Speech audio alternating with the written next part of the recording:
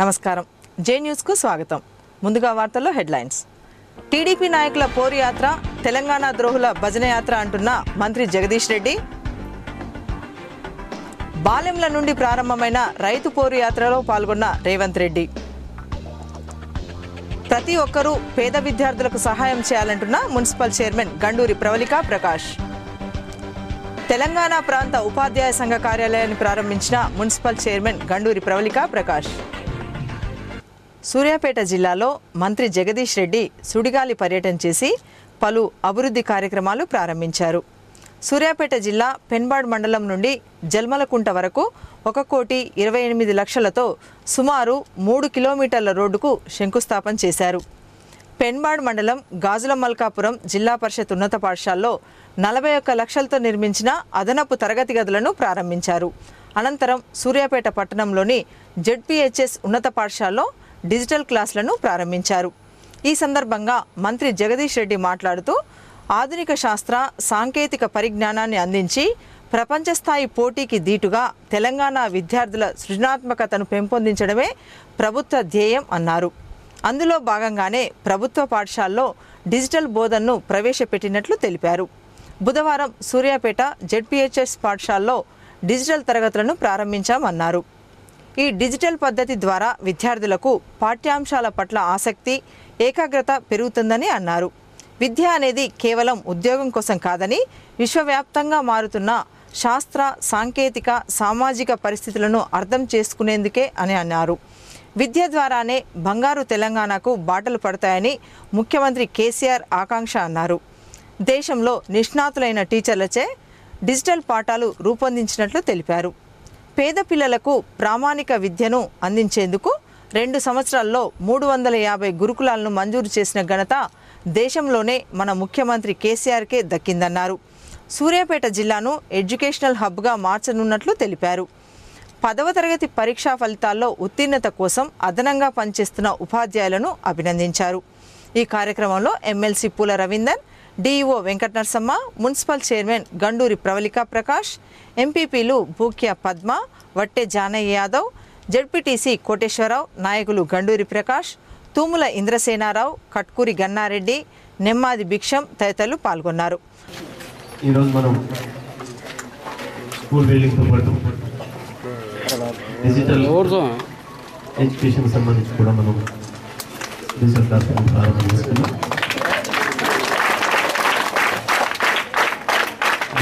విద్యార్థులకు మంచి విద్యను అందించాలని, ఎక్కడైతే ఉన్నతమైన అధ్యాపకులు ఇతర ఎక్స్పర్ట్స్ ఉంటారో వారి నుండి ప్రతి గ్రామానికి వారు వెళ్ళి చెప్పలేదు కాబట్టి ఎక్కడో హైదరాబాద్లో, ఢిల్లీలో, ఇంకెక్కడ కూర్చొనైనా విద్యార్థులకు పరిచి విద్యాబోధన చేయడానికి కావాల్సిన పద్ధతుల్లో మనం ఈ డిజిటలైజేషన్ చేసుకున్నాం. దాంట్లో భాగంగా మనం ప్రాజెక్టులు స్క్రీన్ మీద విద్యార్థులకి విద్యాబోధన చేసే పద్ధతిని ప్రారంభం చేసుకున్నాం. దాన్ని ఇంకా ఇంకా అభివృద్ధి చేసి పూర్తి ఆన్లైన్లోనే ప్రపంచంలో ఎక్కడ ఎక్స్పర్ట్స్ ఉన్నా, విద్యను మంచి పద్ధతుల్లో అందించే వాళ్ళు ఉన్నా, కొత్తగా కనుగొన్న విషయాలనైనా, విద్యలో వస్తున్న అనేక కొత్త పద్ధతులన్నింటినీ కూడా గ్రామీణ ప్రాంత విద్యార్థులు కూడా అందించడానికి మనకు ఈ సౌకర్యాలను ఏర్పాటు చేసుకుంటాము, వసతులు కూడా ఏర్పాటు చేస్తాము. మరి తెలంగాణ రాష్ట్రం వచ్చిన తర్వాత అన్నింటిలో వస్తున్న మార్పులు మీరు గమనిస్తూ ఉన్నారు. అభివృద్ధిలో ఏ పద్ధతుల్లో ముందు పోతున్నామో అంత సర్వేగా ముందుకెళ్తున్నాము. ప్రత్యేకించి విద్యనే ప్రధానం కాబట్టి ఏ సమాజమైనా అభివృద్ధి చెందిన సమాజమా కాదని చెప్పడానికి మొట్టమొదటిగా చూసే ప్రమాణం విద్యనే. 100% అక్షరాస్యత ఉన్న దేశాలనే పూర్తిగా సివిలైజ్ దేశాలుగా, నాగరికమైన దేశాలుగా మనం చెప్తా ఉన్నాం. మరి ఆ పద్ధతుల్లో భారతదేశం కొంత వెనుకబడింది విద్యా విషయంలో. తెలంగాణ కూడా ఇంకా వెనుకబడింది. తెలంగాణలో ఇప్పుడు ఉన్న లెక్కల ప్రకారమే 65% సంతకం నేర్చిన వాళ్ళు ఉన్నారు. మొత్తం చదువు వచ్చిందని కాదు, మరి 100% ప్రతి ఒక్కరూ రాయటం చదవటం వచ్చే పద్ధతుల్లో ఉండాలని చెప్పి ప్రభుత్వాన్ని ప్రయత్నం చేస్తూ ఉంది. అదే సందర్భంలో విద్యార్థులకు సంబంధించి పట్టణ ప్రాంత విద్యార్థులకు, గ్రామీణ ప్రాంతాల్లో ఉండే విద్యార్థులకు కొంత తేడా కనపడుతూ ఉంది. ఆ తేడా అనేది ఏదైతే ఉందో అది కూడా లేకుండా చేయాలి. గ్రామాల్లో చదువుకున్న విద్యార్థులైనా, పట్టణంలో చదువుకున్న విద్యార్థులైనా, నగరాల్లో మెట్రోపాలిటన్ సిటీస్లో చదువుకున్న విద్యార్థులైనా ఒకే పద్ధతుల్లో ప్రపంచవ్యాప్తంగా వచ్చే పోటీని తట్టుకునే పద్ధతుల్లో విద్యా విధానాన్ని అభివృద్ధి చేయాలని చెప్పి మరి మన రాష్ట్ర ప్రభుత్వం, ముఖ్యమంత్రి గారు తీసుకుంటున్న చర్యలో భాగంగా మనం ఈ కార్యక్రమాలను కూడా ఏర్పాటు చేసుకున్నాం. మరి ప్రభుత్వం నుంచి వచ్చే అన్ని వసతులు, సౌకర్యాలని, నూతన పద్ధతుల్ని తీసుకొని విద్యార్థులు మంచి భవిష్యత్తుతో ముందుకెళ్ళాలని చెప్పి ఆశిస్తూ, మరి స్కూల్ కాంపౌండ్ సంబంధించి కొంత తక్కువ ఉన్నది అని చెప్పి చెప్పినారు. ఆ కాంపౌండ్ కూడా పూర్తి చేస్తాం తప్పకుండా. విషయాన్ని అందరికీ అందించడానికి, ఆ గొప్పగా చెప్పే వాళ్ళు ఎవరు ఉంటారో వాళ్ళన్నీ కూడా మీకు ప్రత్యక్షంగా అందించడానికి, వాళ్ళు ఎక్కడో హైదరాబాద్లో ఇంకెక్కడ ఉన్నా, ఏ దేశంలో ఉన్నా వాళ్ళు చెప్పే కూడా మీకు అందించడానికి ఈ డిజిటల్ ఎడ్యుకేషన్ ఉపయోగపడుతుంది. సాంఘిక శాస్త్రంలో ఏముందని కూడా పోయినట్టు సాంఘిక శాస్త్రంలో కూడా ఉంటుంది.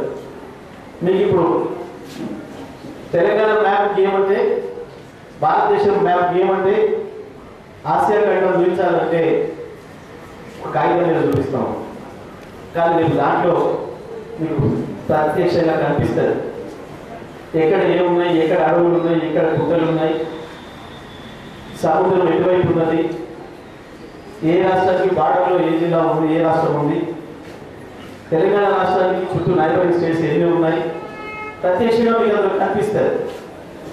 అది మీరు ఎప్పటికీ శాశ్వతంగా గుర్తుంచుకునే అవకాశం ఉంటుంది. ఇవాళ దాని కొరికే మనం ఈ డిజిటల్ ఎడ్యుకేషన్ను ప్రారంభించుకున్నాం. మరి ముఖ్యమంత్రి గారు ఒకటే మాట చెప్పారు, తెలంగాణ రాష్ట్రం వచ్చి కేసీఆర్ గారు ముఖ్యమంత్రిగా ప్రమాణ స్వీకారం చేసిన వెంటనే చెప్పిన మాట, అన్నిటికంటే ముఖ్యమైనది విద్య. విద్య ద్వారానే మనిషికి వెలుగు వస్తుంది, అది ప్రపంచంలో ఎక్కడికైనా మనిషి తీసుకుపోగలుగుతుంది. ఇవాళ చాలా మంది మొదట భయపడే వాళ్ళం, మీ అంత ఉన్నప్పుడు హైదరాబాద్ పోవాలంటే కూడా మేము భయపడము. ఎందుకు అనంటే హైదరాబాద్ పోతే అంతా హిందీ మాట్లాడతారట, రిక్షా వాళ్ళు కూడా హిందీ మాట్లాడతారట, మనకి భాష ఇబ్బంది అవుతుందట. ఇక వేరే దేశం అంటే ఆలోచన లేకుండే. కానీ ఇవాళ సూర్యాపేట జెడ్పీ స్కూల్లో చదువుకున్నా, మల్కాపురంలో చదువుకున్నా, ఇంకెక్కడనో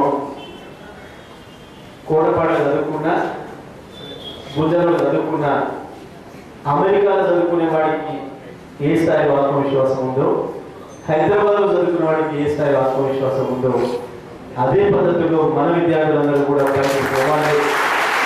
వారితో ఇక్కడి నుంచే పోటీ, ఈ క్లాస్ రూమ్లోనే వాళ్ళు కూడా ఆ విశ్వాసం రావాలి. ఎస్, మేము ఈ స్కూల్ నుంచి వెళ్తే చక్కగా ఎయిర్పోర్ట్కి పోగలుగుతాం, ఏ దేశానికైనా పోగలుగుతాం, అక్కడ ఎవరితోనైనా మాట్లాడగలుగుతాం అనే విశ్వాసం మన విద్యార్థులకు రావాలి. ప్రపంచ స్థాయిలో మన విద్యార్థులు పోటీపడే పద్ధతుల్లో ఉండాలని చెప్పి ముఖ్యమంత్రి గారు మొదటి రోజు చెప్పారు.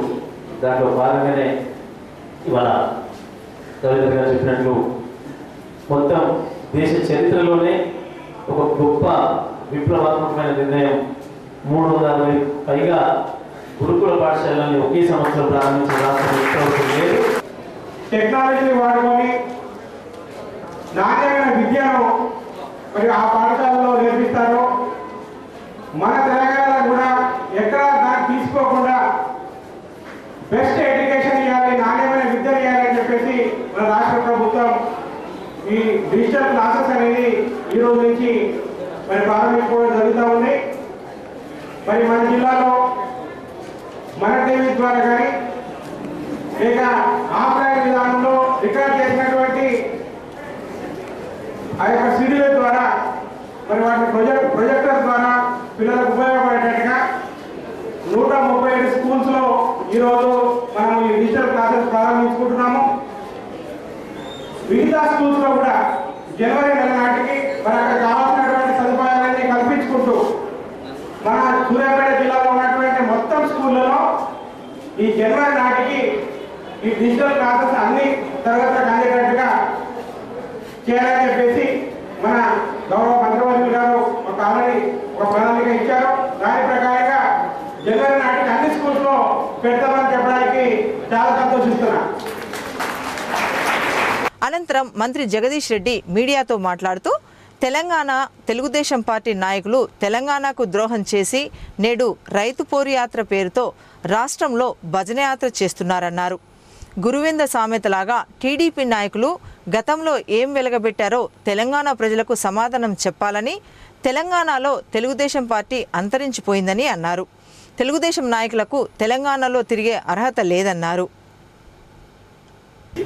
పూరయాత్ర కాదు, అది తెలంగాణ ద్రోహులకు భజన యాత్ర తప్ప తెలంగాణ పూరయాత్ర రైతుల పూరయాత్ర అంటే రైతులు చాలా స్పష్టంగా గమనిస్తూ ఉన్నారు. చంద్రబాబు నాయుడు ప్రభుత్వంలో ఎట్లా ఉండేది, 2004 వరకు ఎట్లా ఉండే రైతాంగం, ఇవాళ ఎట్లా ఉన్నారు, మధ్యలో ఎట్లా ఉన్నారు, ఈ సంవత్సరం కాలంగా ఎట్లా ఉన్నారో కూడా స్పష్టంగా కనిపించింది.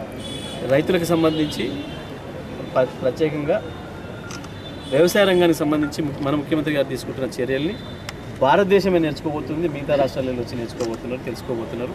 ఇక అటువంటిది ఇక్కడ ఏందో చేస్తాం మేము అని అంటే పాపం వాళ్ళు చేసేది తెలంగాణ ద్రోహులకు భజన యాత్ర తప్ప ఇంకోటి కాదు. తెలంగాణ రాష్ట్రం అధికారంలోకి వచ్చాక ఎన్నో ప్రజా వ్యతిరేక కార్యక్రమాలు చేపట్టారని, ఎన్నికల్లో ఇచ్చిన హామీలను విస్మరించారని తెలుగుదేశం పార్టీ రాష్ట్ర కార్యనిర్వాహక అధ్యక్షుడు రేవంత్ రెడ్డి అన్నారు. తెలంగాణలో గత 4 రోజులుగా చేపట్టిన రైతు పోరు యాత్ర ఈరోజు సూర్యాపేట మండలం బాలెంల గ్రామం నుండి ప్రారంభించారు.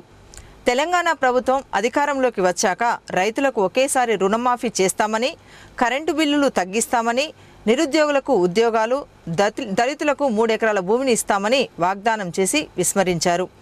ఇవన్నీ ప్రజల్లోకి తీసుకెళ్లేందుకు తెలంగాణ రాష్ట్ర వ్యాప్తంగా రైతు పోరు యాత్ర చేపట్టామని అన్నారు. ఈ పోరు యాత్రకు ప్రజలు అధిక సంఖ్యలో వచ్చి తమ సమస్యలను తెలియజేస్తున్నట్లు తెలిపారు. ఎక్కడ చూసినా పోరు యాత్రకు భారీ స్పందన వస్తుందని, సూర్యాపేట జిల్లాలో జిల్లా అధ్యక్షుడు పటేల్ రమేష్ రెడ్డి ఆధ్వర్యంలో ప్రజలు భారీ సంఖ్యలో వచ్చారని తెలిపారు. ఈ పోరు యాత్రలో సిపిఎం జిల్లా కార్యదర్శి ముల్కలపల్లి రాములు పాల్గొని మద్దతు తెలిపారు. బాలెంల నుండి ప్రారంభమైన పోరు యాత్ర గాంధీనగర్, జనగాం క్రాస్ రోడ్, తాళ్లగడ్డ నుండి శంకరవిలాస్ సెంటర్ మీదుగా కొత్త బస్టాండ్కి చేరింది.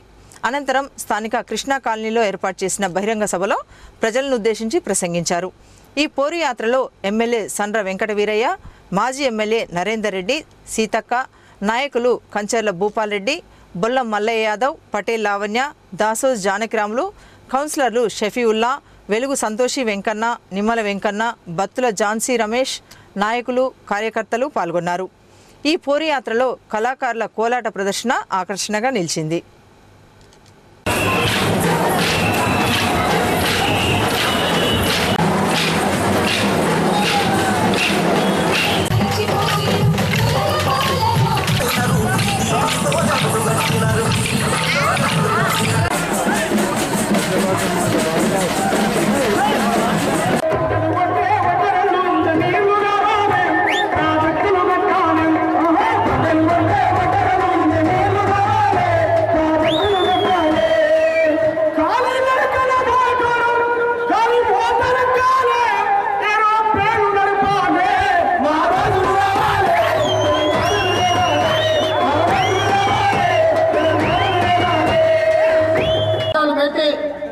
దళితులకు 3 ఎకరాల భూమి ఇస్తా, రైతులకు 1,00,000 రూపాయలు రుణమాఫీ చేస్తా, పేదోళ్లకు డబుల్ బెడ్రూమ్ ఇల్లు ఇస్తా, గిరిజనులకు 12% రిజర్వేషన్ ఇస్తా, మైనార్టీలకు 12% రిజర్వేషన్ ఇస్తా, వికలాంగులకు 3% రిజర్వేషన్ ఇస్తా, విద్యార్థులకు ఫీజు రియంబర్స్మెంట్ ఇస్తా, కేజీ టు పీజీ ఉచిత నిర్బంధ విద్య ఇస్తా, ఇంటికో ఉద్యోగం ఇస్తా, తండాలను గూడాలను గ్రామ పంచాయతీలు చేస్తా అని చెప్పి ఇలా చెప్పింది చెప్పకుండా చెప్పి ఈ రాష్ట్రానికి ముఖ్యమంత్రి అయ్యిండు. ఈనాడు ఈ ప్రభుత్వాన్ని, ఈ చంద్రశేఖరరావు గారిని 5 సంవత్సరాల కోసం ప్రజలు ముఖ్యమంత్రిగా ఎన్నుకుంటే టీఆర్ఎస్ పార్టీని అధికారంలోకి తీసుకొస్తే 2.5 సంవత్సరాలు పూర్తి అయిపోయింది. అంటే అతని జీవిత కాలంలో సగం జీవితం పూర్తి అయిపోయింది. ఇక మిగిలింది సగమే.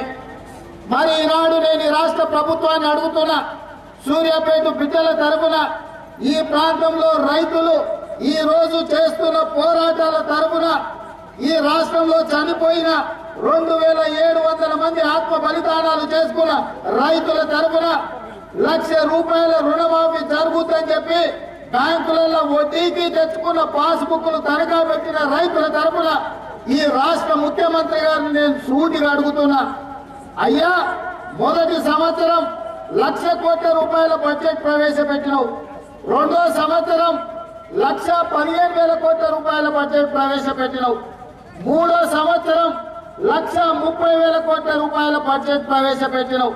అంటే దాదాపుగా ఈ 2.5 సంవత్సరాలలో ₹3,50,000 కోట్ల బడ్జెట్ ప్రవేశపెట్టిన మీరు ఇంకొక ₹1,07,000 కోట్ల అదనంగా ఇతర దేశాల నుంచి బ్యాంకుల నుంచి అప్పులు తీసుకొచ్చినావు. ఈ 2.5 సంవత్సరాలలో ఈ రాష్ట్ర ప్రభుత్వం ₹4,50,000 కోట్ల ఖర్చు పెట్టింది. ఇక్కడున్న రైతులకు ఎంత వచ్చిందో ఒక్కసారి చెప్పండి అని నేను అడుగుతున్నా. తెలుగుదేశం పార్టీ అంటే పేదవాని గుండె చప్పుడు. ఆ చప్పుడు ఎప్పుడు ఆగిపోదు. అన్న ఎన్టీ రామారావు గారు పెట్టిన పార్టీ రామదండు. ఇది రామదండు కదిలి రేపు కేసీఆర్ పునాదుల్ని పెగిలించడానికి సిద్ధంగా ఉందని కూడా ఈ సందర్భంగా మనవి చేస్తున్నాను. అలాంటి తెలుగుదేశం పార్టీని ఆశీర్వదించాలి, మనం ముందుకు తీసుకెళ్లాలి. రైతుల రుణమాఫీకి నీకు సాధ్యం కావట్లేదా అని చెప్పి ఈరోజు మేము ప్రశ్నిస్తున్నాం. దానికి వ్యతిరేకంగా రైతులకు సంబంధించిన నువ్వు ఇచ్చిన అన్ని మాటలు కూడా నెరవేర్చాలని చెప్పి ఇలా తెలుగుదేశం పార్టీ ఆధ్వర్యంలో రేవంత్ అన్న పాదయాత్ర చేపట్టిందని కూడా ఈ సందర్భంగా మనం చేస్తున్నాం. ఎప్పుడు కేసీఆర్ గారు ఒక మాట అంటుంటాడు, నేను మాట తప్పితే నా మెడకాయ మీద తలకాయ తీసేయాలని. ఆయన తప్పిన మాటలకు 1000 సార్లు మనం తలకాయను కోసేయాలి. అన్ని అబద్ధాలు ఆడిండు. తాను సంపాదించిన ధనంలో కొంత దానం చేయాలనే ఆలోచన ప్రతి ఒక్కరికి రావాలని మున్సిపల్ చైర్మన్ గండూరి ప్రవళికా ప్రకాష్ అన్నారు. బుధవారం స్థానిక జిల్లా పరిషత్ బాలికల పాఠశాలలో డాక్టర్ విజయమోహన్ దంపతులు విద్యార్థులకు బట్టలు, ప్లేట్లు పంపిణీ చేశారు.